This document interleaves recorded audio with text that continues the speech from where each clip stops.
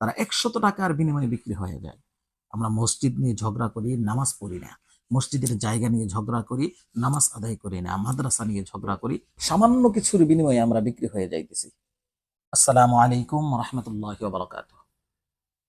আপনার অন্তরে যদি ঈমান, আল্লাহ এবং আল্লাহর রাসূলের মহাব্বত থাকে, দুনিয়ার বড় থেকে বড় জিনিসও আপনার কাছে কিছুই না।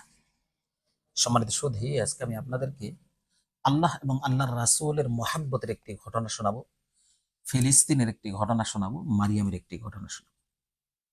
মারিয়াম নামক এক মহিলার ঘর ছিল মসজিদুল আকসা, যা আমাদের প্রথম কিবলা তার সামনে। তো এই মারিয়ামের ঘরের জানালা খুললে মসজিদুল আকসা দেখা যাইত। কোন এক কোম্পানি মারিয়ামের ঘর কেনার জন্য তাকে $1000 অফার করে, কিন্তু মারিয়াম তা অস্বীকার করে। সর্বশেষ এই কোম্পানি তাকে $3 বিলিয়ন অফার করে।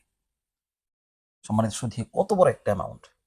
এই টাকা দিয়ে বর্তমানে ফিলিস্তিনের যে অবস্থা, এই টাকা দিয়ে সে আরামসে নিজের লাইফ সেটেল করে নিতে পারত।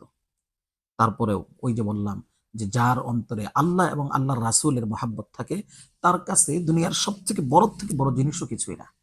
এই অফারকে তিনি না করে দেন। তিনি বলেন যে এটা মসজিদুল আকসা, এটা আমার প্রথম কেবলা, এটা আমার মহাব্বতের সম্পর্ক, আত্মার সম্পর্ক, আমার আল্লাহ এবং আল্লাহর রাসূলের সম্পর্ক। এটা কোনোভাবে আমি বিক্রি করতে পারবো না। সম্মানিত সুধী, এই ঘটনা আমি আপনাদেরকে এই জন্য শোনাইতেছি, কারণ আমরা এখন যারা মুসলমান আছি দুনিয়াতে, তারা 100 টাকার বিনিময়ে বিক্রি হয়ে যায়। আমরা মসজিদ নিয়ে ঝগড়া করি, নামাজ পড়ি না। মসজিদের জায়গা নিয়ে ঝগড়া করি, নামাজ আদায় করি না। সামান্য কিছুর বিনিময়ে আমরা বিক্রি হয়ে যাইতেছি। মারিয়ামের ঘটনা আমাদেরকে এটাই শিক্ষা দিল যে আল্লাহ এবং আল্লাহর রাসূলের মহাব্বতের সামনে দুনিয়ার কোনো কিছুই টিকতে পারে না।